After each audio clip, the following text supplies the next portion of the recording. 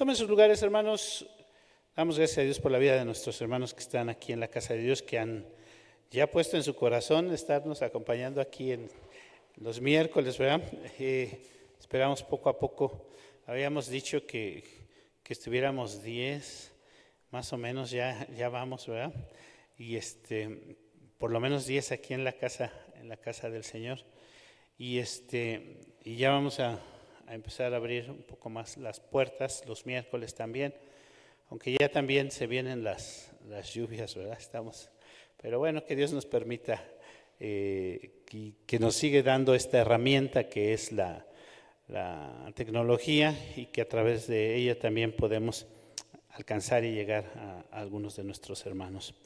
Bueno, la semana pasada terminamos el semestre. Hoy es el primer domingo de este segundo semestre del año, y la semana pasada concluimos con el credo apostólico. Ya pues no podemos decir que lo estudiamos exhaustivamente, ni que vimos detalle a detalle de todos los aspectos de los 12 artículos de fe, pero sí podemos decir que hablamos en general de los temas que trata, y hablamos en general de algunos de estos aspectos que son importantes, que como cristianos veamos, consideremos, analicemos. Hoy vamos a iniciar, como creo que ya se dieron cuenta, a una serie de meditaciones basadas en este libro de Daniel, en este libro que es el último de los profetas mayores. Y bueno, hemos hablado ya en otras ocasiones de varios de los profetas mayores. Creo que hemos hablado de todos. Hablamos de Isaías.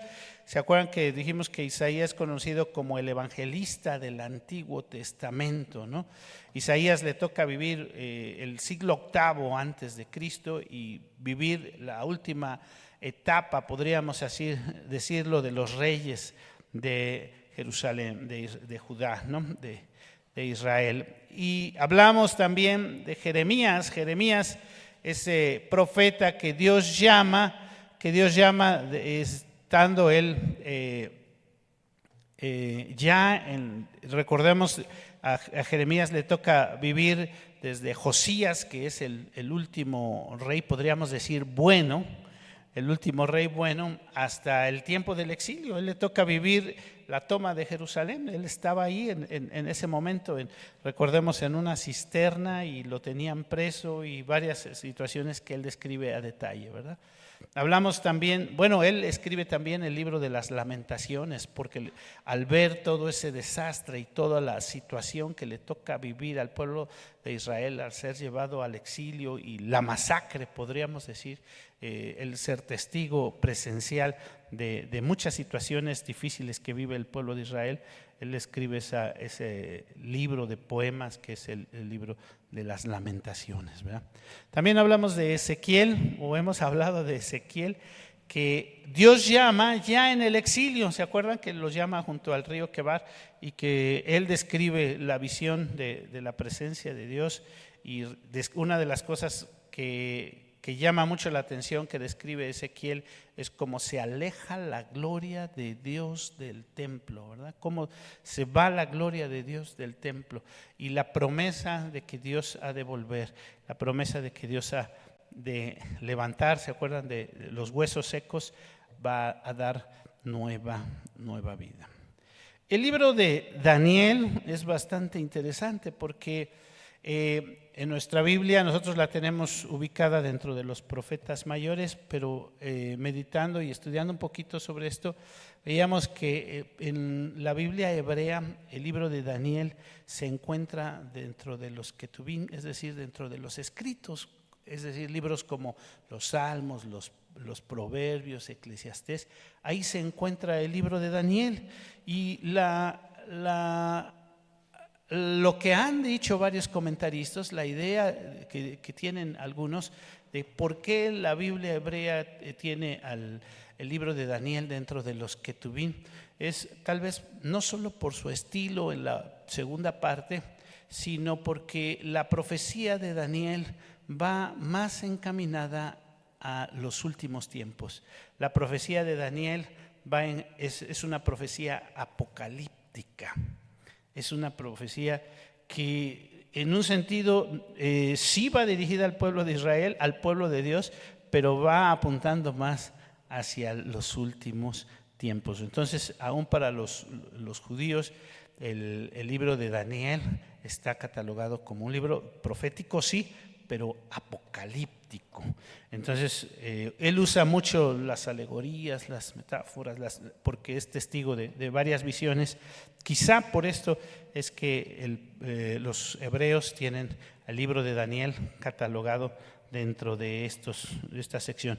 Si recordamos, la Biblia hebrea, que nada más es el Antiguo Testamento, está dividido nada más en 3 partes, que es la Torá, que son el Pentateuco, los 5 primeros libros, los Beniaim, que vienen a ser los profetas, todos los profetas, y los Ketubim, que son los escritos que tenemos. Entonces, para nosotros nos parece un poco raro que Daniel en la Biblia hebrea no está incluida dentro de los profetas, sino está incluida dentro de los escritos.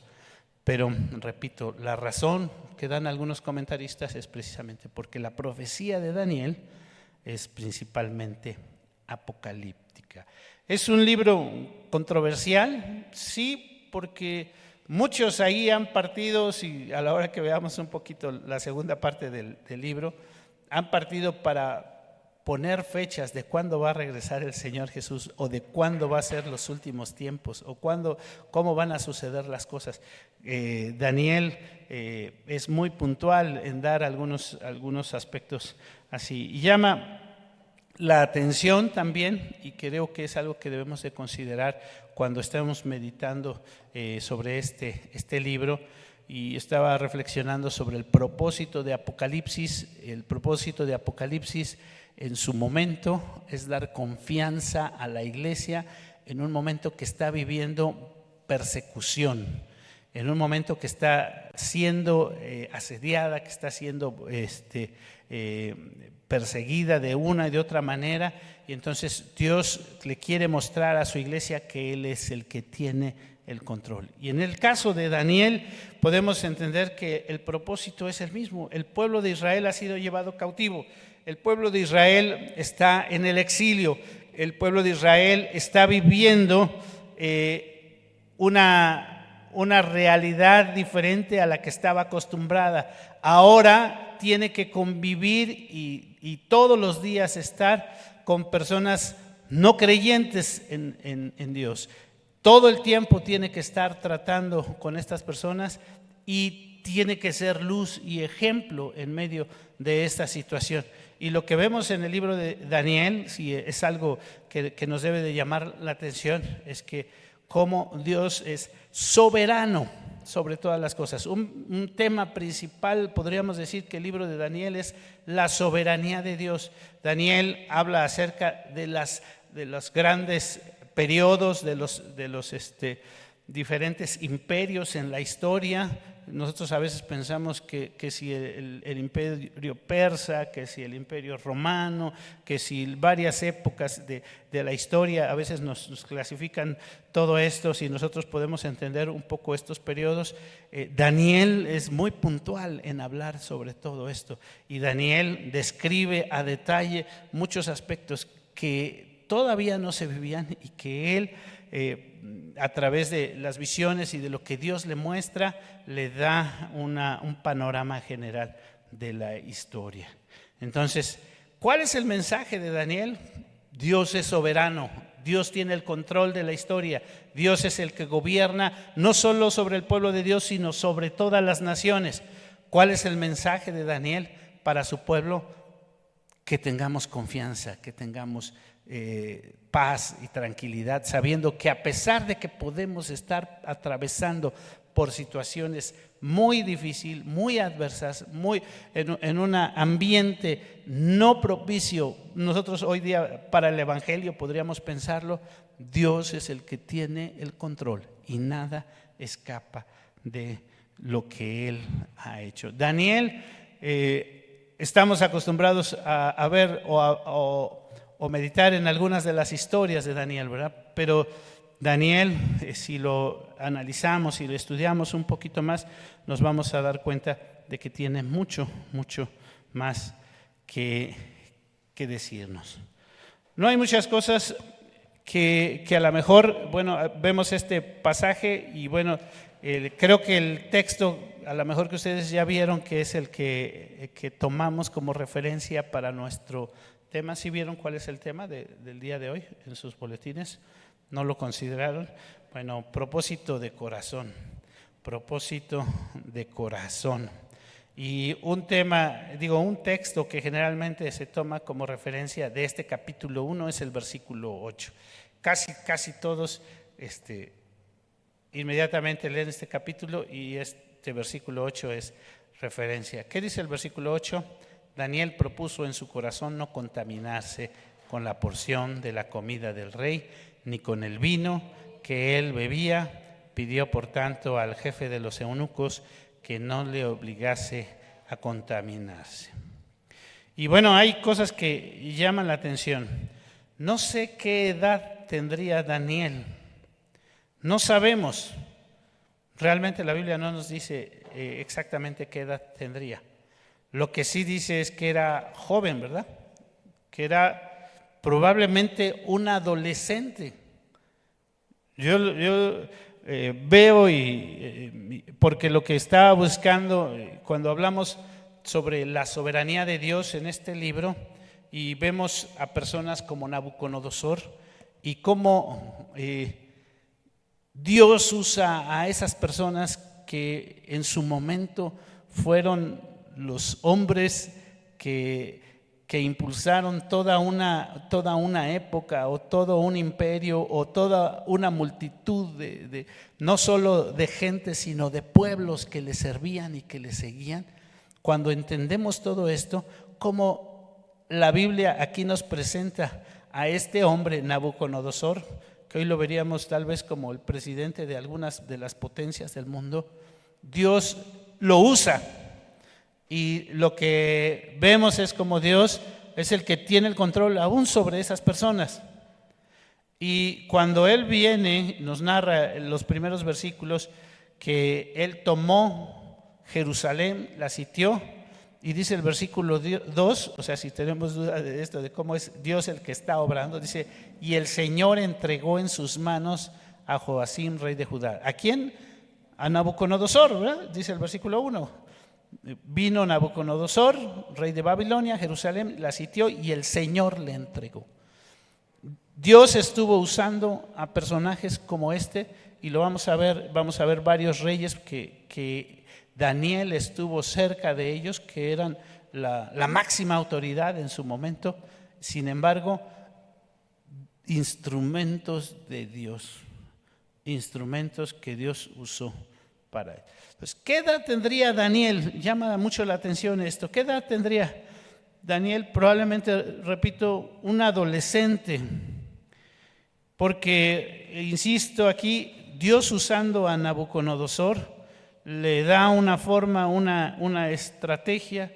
Si recordamos un poquito Jeremías y la forma en que la instrucción que da Jeremías al pueblo de Israel, venían los invasores y Dios le da un mensaje a Jeremías y le dice a Jeremías: este pueblo que es el pueblo de Dios, el pueblo mío, su corazón está lejos de mí.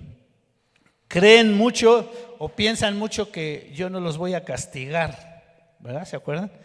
Y piensan o creen que no les va a pasar nada. Ellos dicen: nosotros somos el pueblo de Dios y no nos va a pasar nada. Entonces, la instrucción que Dios le da a Jeremías es que cuando vengan los que vienen a conquistar, los conquistadores, cuando vengan a Nabucodonosor, los que tengan confianza en Dios se entreguen al enemigo. ¿Se acuerdan de esa instrucción?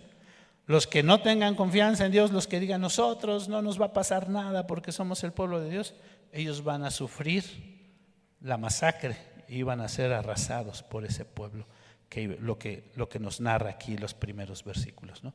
Entonces, no sabemos las condiciones, la forma o cómo, pero esa era la instrucción. Probablemente la familia de Daniel, al ver a los invasores, y por lo que podemos ver en Daniel y en estos jóvenes es que tenían bases firmes, es que tenían algo ya en sus vidas bien claro. Y entonces, cuando viene el enemigo, ellos forman parte ahora, son llevados con Nabucodonosor y son listos y puestos para que se preparen para ahora trabajar al servicio del rey. Entonces, no sabemos exactamente el momento en que Daniel y sus amigos fueron llevados y separados para este servicio. Lo que sí sabemos y lo que me llama a mí mucho la atención es que ya las cosas dependían de ellos. Pensemos en nuestros hijitos, pensemos en los jovencitos. ¿Qué les gusta? De entre 14, 12, 13, 20 años, 21, 22, que nosotros todavía decimos son nuestros niñitos, ¿verdad? Son nuestros niñitos.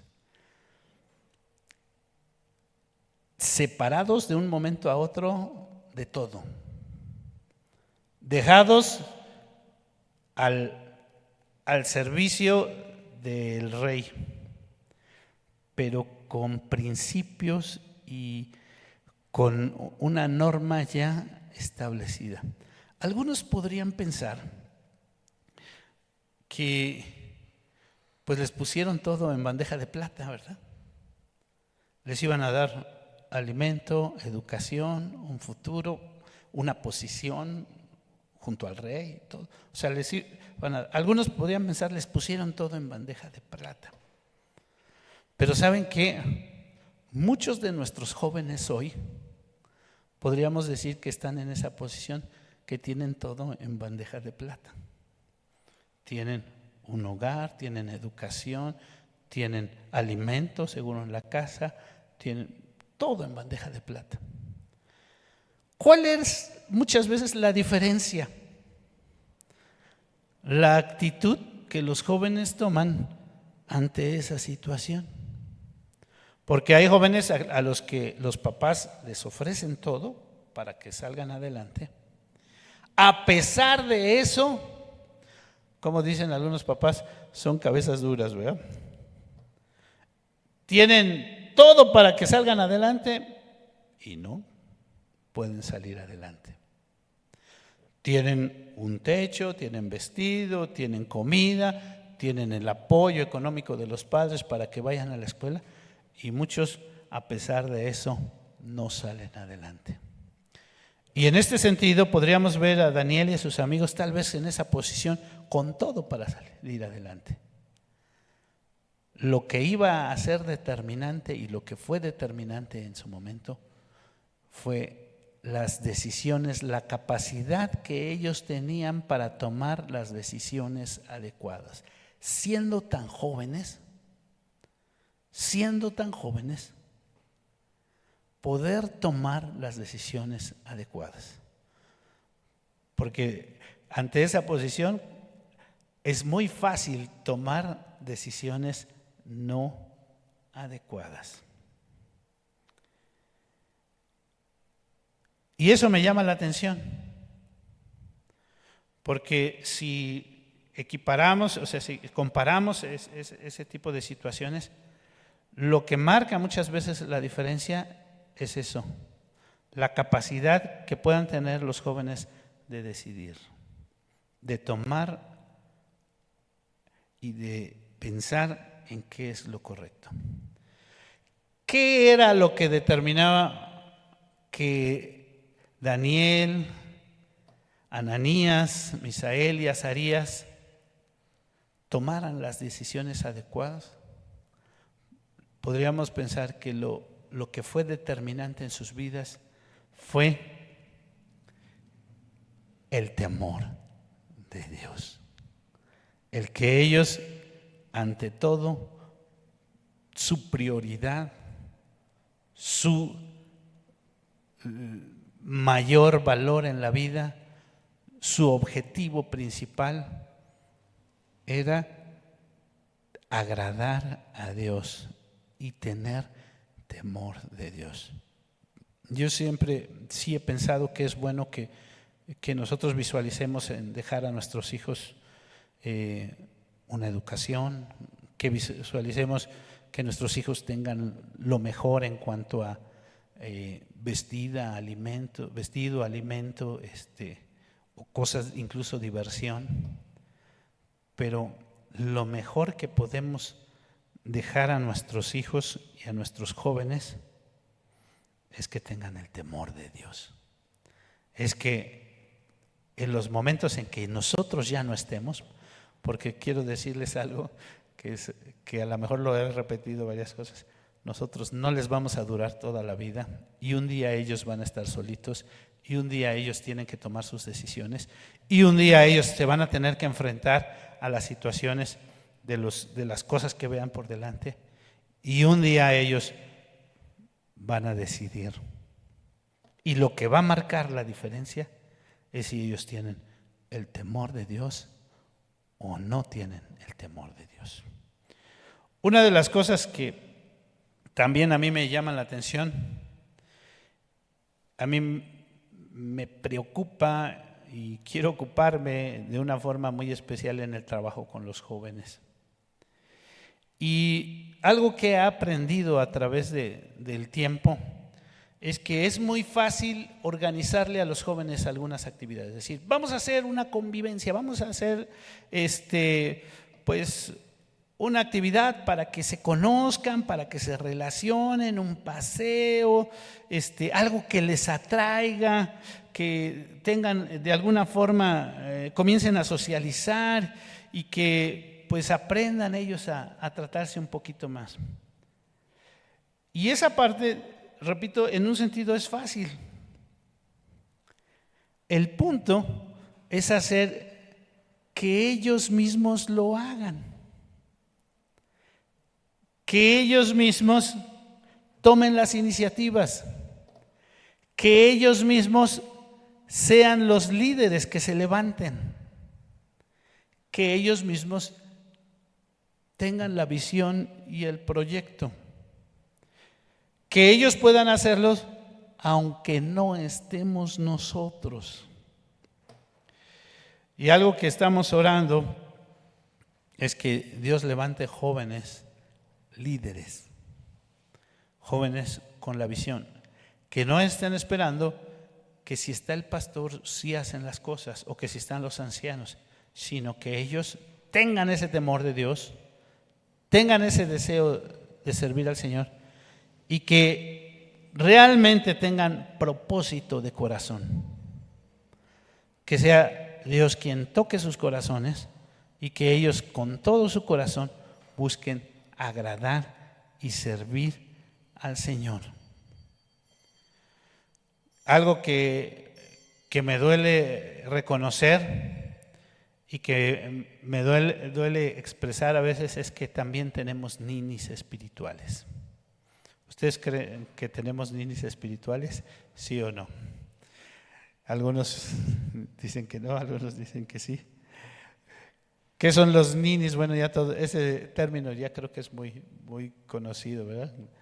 Que son esos hijos grandes que siguen en casa dependiendo de la economía y de todos los aspectos del hogar.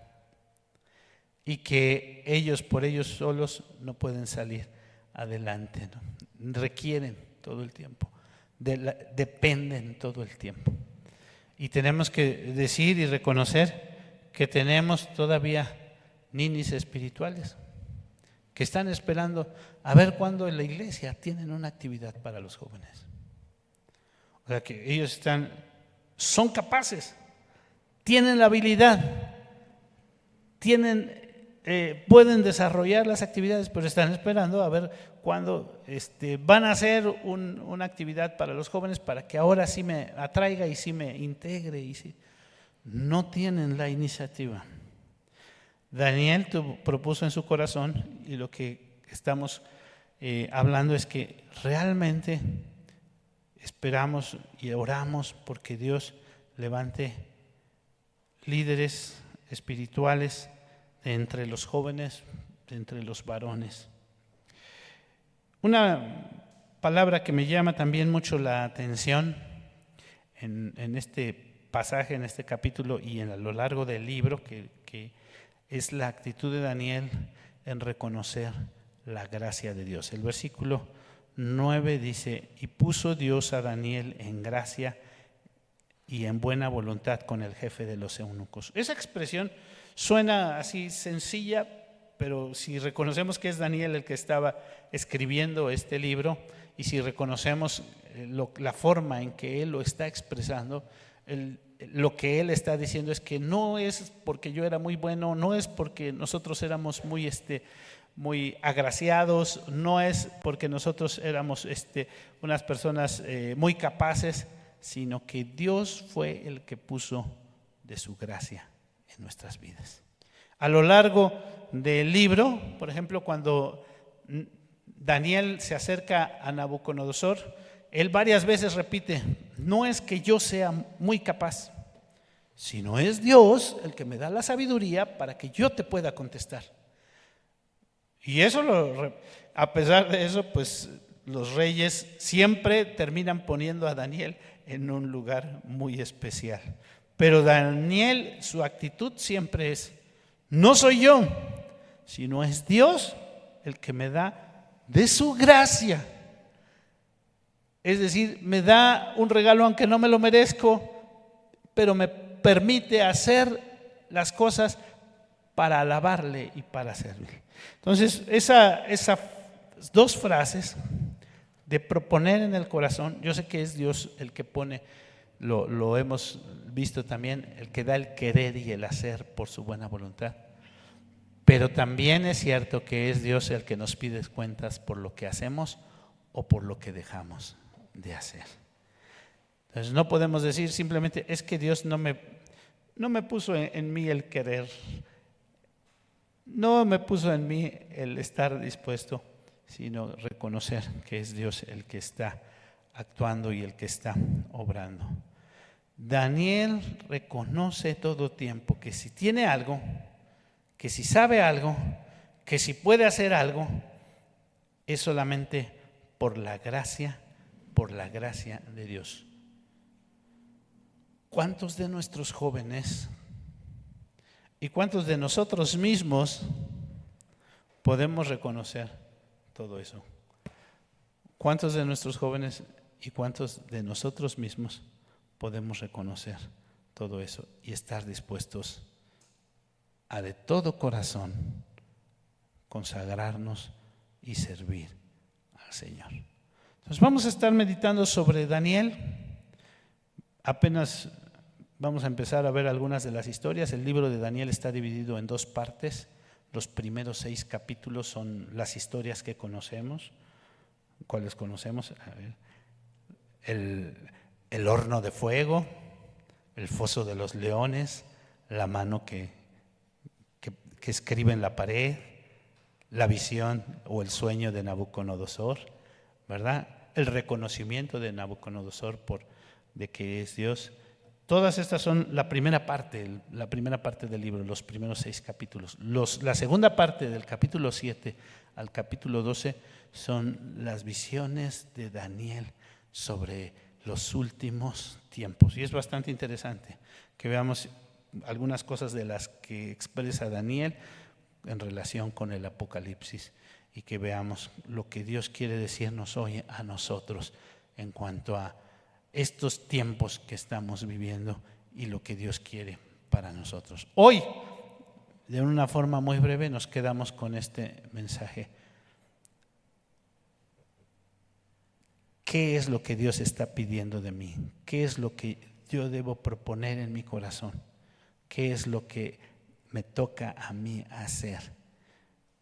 Algo que me llamó la atención en el libro es que no hay un punto como, por ejemplo, con Isaías, con Jeremías o con Ezequiel, en que Dios les hace un llamado, ¿verdad? Isaías, ahí en el capítulo 6, Dios le llama en una visión a Isaías, ¿no? Jeremías, ahí en el capítulo 1, Dios le llama, ¿no? Ezequiel también, en los primeros capítulos, Dios llama a Ezequiel. En Daniel no encontramos así un pasaje donde diga, y Dios llamó a Daniel. No. Lo que sí vemos es una relación de Daniel con Dios constante. Una forma en que Dios se le revela a Daniel. Sí vemos que en ocasiones Dios le dice a Daniel, ve a tal lugar y haz esto. Sí lo vemos. Pero no me encontré un pasaje en el que diga, y Dios llamó a Daniel para que fuera. No. Lo que sí vemos es que de repente estos jóvenes están en medio de una situación completamente adversa, pero su conocimiento y su fe en Dios es firme, su propósito es firme y Dios lo sostiene. Hoy nosotros nos encontramos en situaciones muy adversas en muchos aspectos, pero si confiamos que Dios es quien nos sostiene, Él es fiel, Él es soberano, Él nos guía, Él nos sostiene. Vamos a orar. Señor, te damos gracias por tus bondades y queremos suplicarte tu guía en tu dirección. Gracias por las cosas que tú obras en nuestras vidas, a pesar de ser como somos y a pesar de que fallamos en tantas ocasiones. Señor, tú nos has puesto en este lugar, en este momento histórico para hacer luz en medio de donde tú nos has puesto como iglesia a cada uno. Queremos suplicarte, Señor, de tu gracia, de tu bondad, y te suplicamos, Señor, que tú obres poderosamente. Levanta a jóvenes, levanta a varones, levanta a tu iglesia, Señor, para que tenga un corazón firme y pueda tomar las decisiones adecuadas en los momentos difíciles. Pues te lo pedimos, te lo rogamos todo en el precioso nombre de Cristo Jesús, nuestro Señor, nuestro Salvador. Amén.